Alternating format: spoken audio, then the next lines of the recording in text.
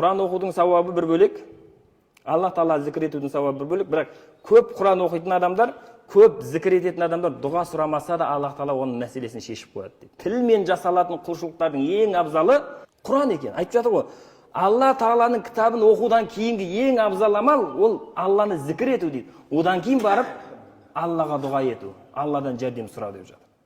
Қазір күнімізде ең таңдаулы дұғалар, осы дұғаны оқысаң аспанға ұшып кетесің, бай болып кетесің, үйіңнен береке кетпей қояды деген сияқты кітаптар басымыздан ашып жетіп жатыр.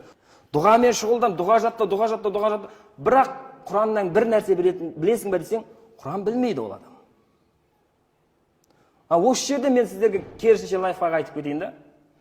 Егер Құран оқысаң, сен дұға жасамасаң да сендегі не қажет екендігін Аллах Тағала біледі, саған беріп қояды дейді. Бұны қайдан алдық? Құдси хадисте келеді. Мән шағалаху зикри ан мәсәләти дейді. Кімді менен бір нәрсе сұраудан мені зікір етуі тосып қоятын болса дейді. Аллах Тағала бір нәрсе сұрайын дейсің, бірақ зікір етумен сұраудан қолың босамай жатыр. Айтып жатыр. Атайтуху афдала ма утия саилин. Оған мен дейді сұрағандарға беретін сыйлығымнан ең абзалын беріп қоямын дейді.